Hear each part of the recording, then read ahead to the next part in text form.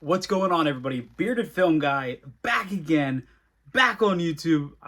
Man, I'm so excited to be working on another video. It's crazy. I never expected to be going this far. I thought, hey, maybe I'll make a couple and I'll talk myself out of it or something, but no. Today I have something really cool for everyone. I have a really cool video. I'm going to be going over my favorite, and in my opinion, must-own horror movie documentaries. Let's dive into that.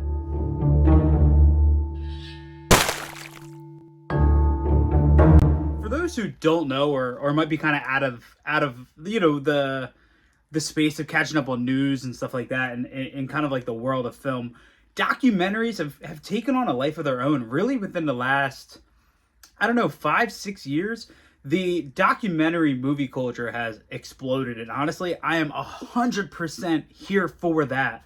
I love nothing more than an awesome behind-the-scenes featurette documentary. If a movie comes with bonus features, I'm diving into it heavy. That's just my thing. I'm a geek for knowledge. I want to know how they made everything. I'm just one of those people.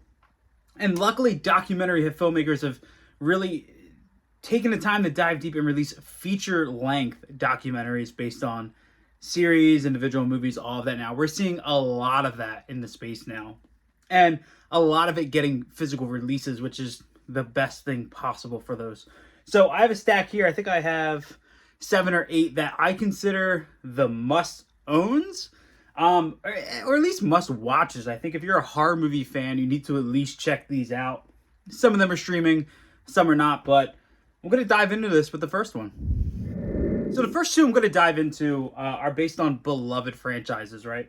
And these are huge. If you're a fan of these franchises, these movies or these documentaries are for you, right? And first up, I have a documentary that is kind of the visual version of a book written by Peter Brack many years ago about this franchise.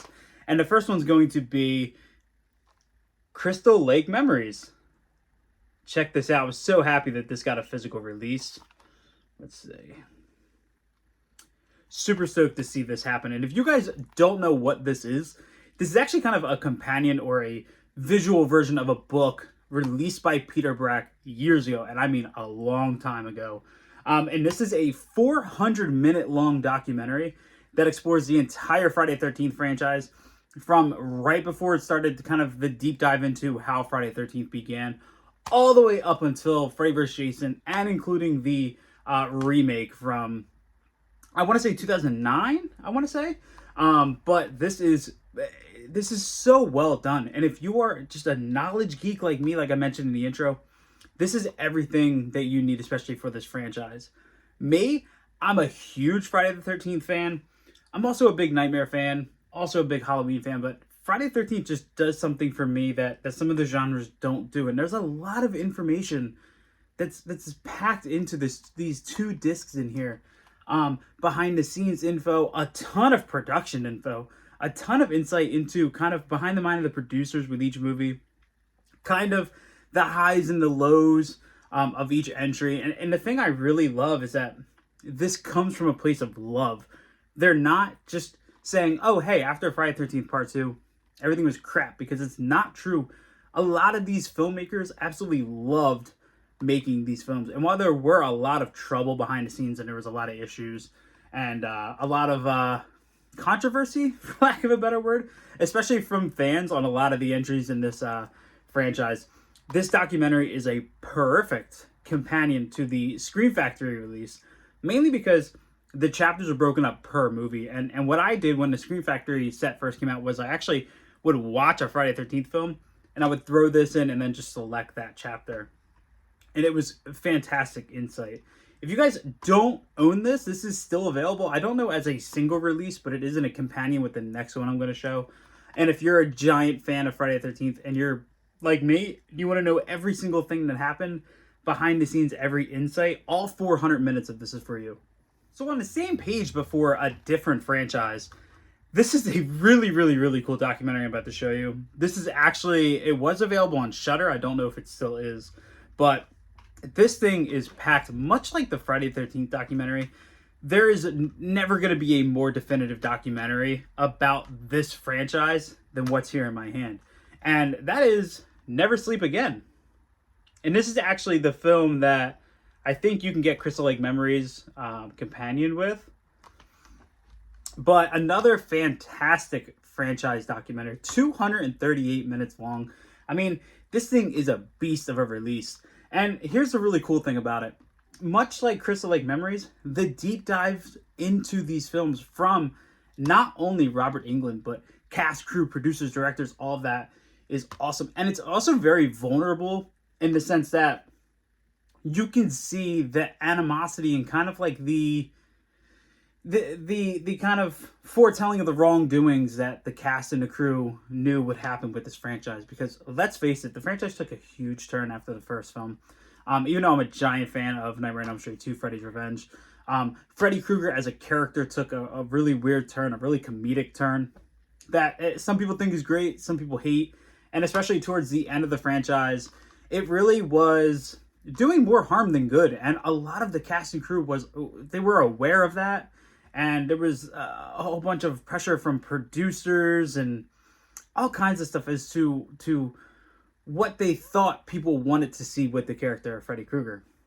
Now, I will say, this is a little bit more talking head style than Crystal Lake Memories is. Crystal Lake Memories does a great job of throwing in many video clips, many behind-the-scenes archival stuff. This is a little more talking head style, which I don't mind. It's just, it can feel a little bit dragged on in some parts, but man, this is such an awesome release. I love, like I said before, deep dives into these franchises, and we are never going to get a documentary that deep dives into this franchise like Never Sleep Again does. And I must say, if you're a huge fan of Nightmare on Elm Street 2, I would also check out Scream Queen, which is a behind-the-scenes documentary kind of on the legacy of Nightmare on Elm Street 2 and kind of the actor's perspective living in a world where that film is much more accepted and talked about in a positive light than it was then. That's a great documentary, an awesome companion to Never Sleep Again on the franchise. So next up, I'm going to talk about one that I think kind of slid under the radar, right? And it's a shame because this pack features 2 documentaries that are extremely well done. And I'm a huge special effects / practical effects nerd. I have a couple books that are solely dedicated to visual effects, solely dedicated to makeup effects. And it's one of the many elements of film that kind of lend a hand as to why I love movies in general. It's the magic behind them, right? It's the effort that goes in. We get to see a final product that is months, if not years, of work by hundreds and hundreds of people who are just using their imagination, using material to bring this stuff to life. And I found this on Amazon, and I was like, man, I have to grab this. And this is a really cool set called The Monster Collection. Let's see if we can get a focus here. Check that out. And this packaging is awesome. I just want to kind of shout this out for a second. So it opens up like this.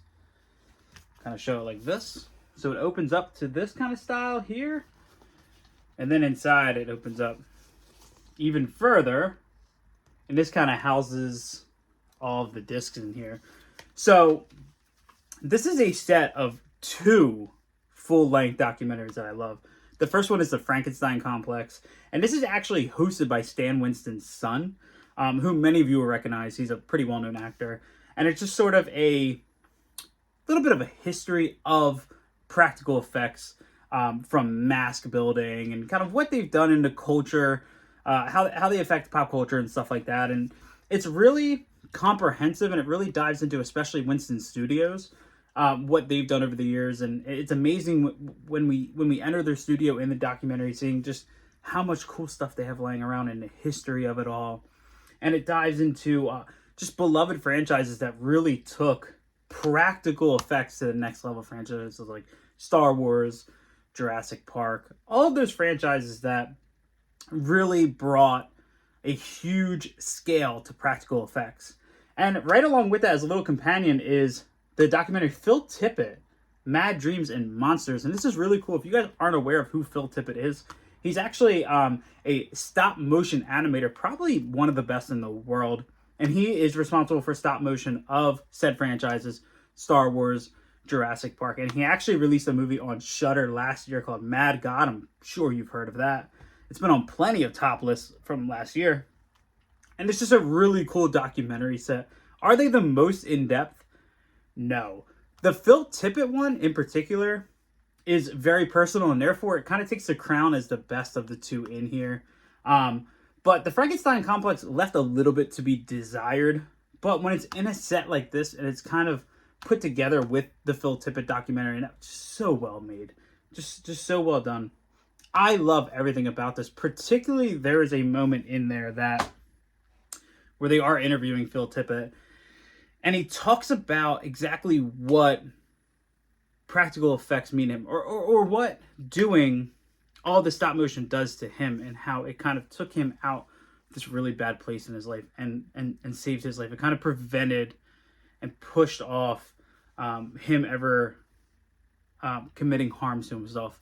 And you can really see what this art means to the people who are behind it. And we see many people who are very critical of the art, right? Film critics, people like us who watch movies. But to see what the people behind the art say and what it does to them, it's an incredible perspective. And that was my favorite moment of the Frankenstein complex. I highly urge you guys to seek that out. It's a great set. It is still available on Amazon, and it's become a favorite documentary of mine in the collection. On to a more recent release. This actually came out right about a year end of last year. Released by Wild Eye Releasing. This is a fantastic documentary. I know this was on Shudder for a long while, but now it finally got a physical media release. And that is Smoke and Mirrors, the story of Tom Savini. And this was the exclusive slip that it came with. And then you have inside sort of the regular artwork there. This is a fantastic documentary, especially for horror fans like you and I. This was directed by Jason Baker. And here's the really cool thing about it. For as influential and important as Tom Savini is to horror and to makeup effects, there's not a ton out there specifically on him. It actually really surprises me that this is the first time a full-length documentary kind of about his life has come out. And this is incredibly intriguing to watch, especially when you kind of hear about the upbringing, kind of the style and home that he was brought up in. It's extremely interesting, and it kind of dives into his time in Vietnam as a war photographer and how that affected his makeup effects later on. But the one thing I want to say is don't expect a deep dive actually into the effects itself. While it shows plenty of clips of the craziest, most gory makeup effects he's ever created, this is more of a very personal story of who Tom Savini is. And that lends into kind of who he's become in the horror space and what movies mean to him. And it's great. Like I said, it's extremely personal. It's really well done. It's only about, I would say, an hour and a half watch. It's really, really, really simple. And there's some fantastic bonus features on this release specifically that have behind the scenes diaries from a ton of his films, including Day of the Dead, Dawn of the Dead, stuff like that. There's a lot on this. It's a fantastic release. This is actually still available on Amazon. It's right about $20, and it comes with a really cool poster of the original artwork on the inside too. I would definitely recommend picking up Smoke and Mirrors, the story of Tom Savini. It's a fantastic release. Now on to a recent watch for me, and this is another one that kind of came out right about the same time as Smoke and Mirrors.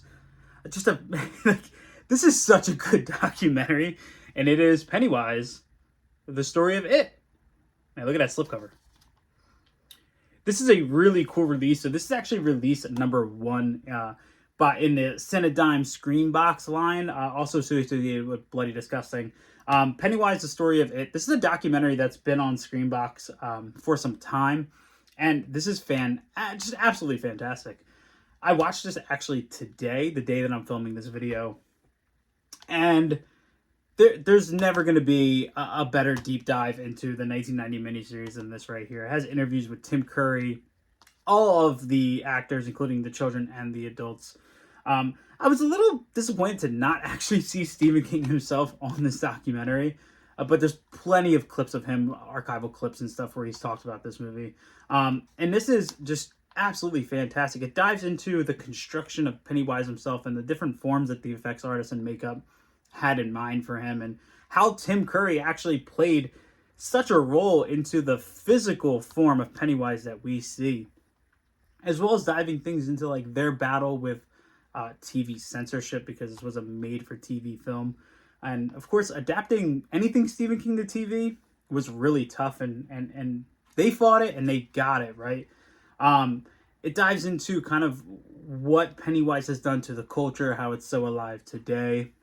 And the thing I love is that it's not afraid to be vulnerable about some of the issues that they faced making this, including those censorship issues, but also things like choosing what to keep out of and what to translate from the book to the screen, kind of battling how to tell this story from beginning to end and do it right. Also including, which I was really surprised by, talking about how much everybody pretty much hated the ending, the whole spider effect, which honestly, I never hated, but I could see why people thought the ending was nowhere near as good as the rest of the movie. But this is a fantastic documentary. It's release number 1. I don't know if it's going to focus on it, but it's release number 1 in the Screenbox line. Release number 2 being Terrifier 2. This is just a fantastic documentary. There's also some bonus features in here that kind of include some would seem like chapters they've removed out of the final version. I mean, it's already 126 minutes in length. And it's an awesome companion if you want to sit down and watch the 3-hour 1990 miniseries. Or if you're just somebody like me who has a kid the film terrified the shit out of and watched it on mainstream TV. This is so good. Check this out. Pick it up. So now on to the final batch that I have here, and what I consider to be the king of horror documentaries. If you haven't seen these yet, there is a new one that's actually coming out this month. But 1 and 2 are actually available on Shudder now. Please make sure you have the time, because these babies are long. And I'm actually kicking this off with the first one, and that is In Search of Darkness. And look at this. So for those who don't know, if you're in the horror genre, or you're in the horror world, meaning whether you be on Instagram, Facebook, Twitter, you know of In Search of Darkness. This is a creator VC funded documentary, 260 minutes long, and it is the deepest of deep dives into 80s horror. And I mean going year to year to year. Throughout the 4 hours plus of this, you're going from 1980, 1981, 1982, and so forth, breaking into different sub-chapters. I mean, this thing is so packed with information, it's kind of ridiculous. It's a little bit of a sensory overload, but I've never found a documentary that's more rewatchable than In Search of Darkness is. I mean, it's so much fun. The music is fantastic. You could tell that David Weiner and the team behind this really just put so much love into this and so much care. And this is a horror documentary designed for horror fans. The information in here is crazy good. The interviews are awesome. And to be honest, as a giant fan of 80s horror, I actually found a ton of films in this that I had never heard of before that I watched and are now favorites of mine. And it only gets better with each one, because after In Search of Darkness, we actually got, let me get this here, In Search of Darkness Part 2. And this was cool. I actually got this during the funding time, so it's got this really cool slipcover on it and stuff. And it came with a bunch of posters and all, but In Search of Darkness Part 2, yes, they continued. This is 270 minutes in length. And this is kind of a deeper dive into a bunch of films that didn't get talked about in the first movie. And if you are an 80s horror fan, you're going to recognize a lot of what's in the first one. There's a lot more hidden treasure in this one. The interviews are better. They found even more actors and actresses to contribute as far as the interviews go, as far as the information goes. It's an even deeper dive. But the cool thing is that it's not just recovering the territory that the first film did. Its approach is the same, meaning it's going year by year by year, but it's talking about completely different titles and a complete different style of movies that we got in the first. This is a deeper dive into those lesser known titles, and it's absolutely fantastic. This has been my go-to rewatch lately when I'm building new watch lists of horror I've never seen, I go back to In Search of Darkness 2. I watch, I write little notes. I put them in the notes in my phone. I'm like, oh, I've never seen this. Let me write this. And then I seek them out. And for those who don't know, the funding for In Search of Darkness Part 3 is over. It's done with. For those who had bought it during the funding period, they're actually going to be shipping out physical copies this month, so we should be receiving them soon. But there is a third in the trilogy that deep dives into straight to video 80s horror, and they've also already announced sort of a offspring of Search in Darkness but for 90s horror. So what David Weiner and his team is doing for horror is absolutely insane. It is top notch. Both of these are available on Shudder. Make sure you put aside the, I don't know, almost 9 hours to dig through these. I promise they're a ton of fun. They're actually so much fun that Erica sat down and watched these right along with me. And there was never a time where she was like, I'm bored or anything. But she also loves horror movies, so it was a ton of fun to see. She's not a massive information geek like I am, but she had a ton of fun with these. And these are the king of modern documentaries. Find a way to pick these up. And then my final edition is actually from the same team that brought you In Search of Darkness. And this was Erica's pick. And this was like, she fell in love with everything this stands for. And I learned a ton about a genre that honestly I'm a little bit kind of disknowledged in. I don't really know too much about the genre, mainly because I didn't grow up with science fiction like she did. But I had a ton of fun watching this. And she is actually in the credits as a contributor, which I am not for In Search of Darkness 1 or 2. I am for 3. But my girlfriend's name is in the credits for this film, and it is In Search of Tomorrow. And this is basically In Search of Darkness, but for 80s sci-fi and a little bit of fantasy. And the really cool thing about me sitting down and watching this is how much I don't know about sci-fi from the 80s. And you would think, man, you know a lot about 80s horror, but you don't know a lot about 80s sci-fi?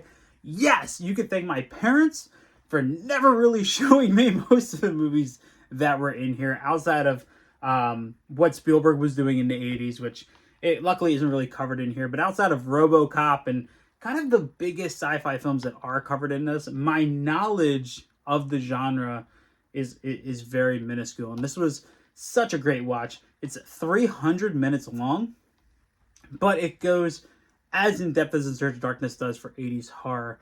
The list of those being interviewed for this is a mile long.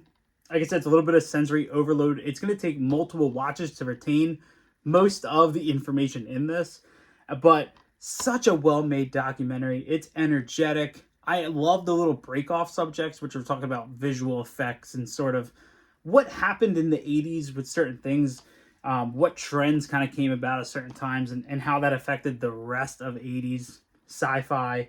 It's such a great deep dive. I was so happy that she was so excited to get this. Her name is in the credits. I love, again, this slipbox version. But if you're a fan of 80s sci-fi, there is no more definitive documentary than In Search of Tomorrow, if I can talk. One thing that I root really heavily for moving forward in the physical media world is more physical releases of documentaries, kind of like what I showed you here, because go on to Shudder, go on to Screenbox, go on to streaming services, and you can find a ton of great movie-based documentaries. And even if you want to go as far as like the team who brought you In Search of Darkness and In Search of Tomorrow, they did one called In Search of the Last Action Heroes, which is a deep dive into 80s action. But there are so many good documentaries out there that deserve a physical release. And studios aren't going to invest money into that unless they see a return to value, right? Which we all know everybody's got to make money. So supporting the documentaries that do get to physical releases is the most important thing. If we want to see more of that, we need to contribute more by picking these up and talking about them and showcasing them. I preach showcasing and showing off the things that you buy, showing off the things that you love, because it's only going to reinforce these studios investing further money into them to give them a physical release. So I absolutely love an awesome documentary. I love what the documentaries I showed you have done, not just for the space, but for my personal knowledge. And those are all documentaries that I can return to again and again and again. It's not like a one and done thing, not for me at least. But I hope you guys enjoyed. I hope there's a couple documentaries in here that you didn't know about that you're going to pick up. And if you specifically love any of those or are a big fan of them, make sure you leave a comment below. Let me know what you think. I'm going to catch you guys next time. See ya.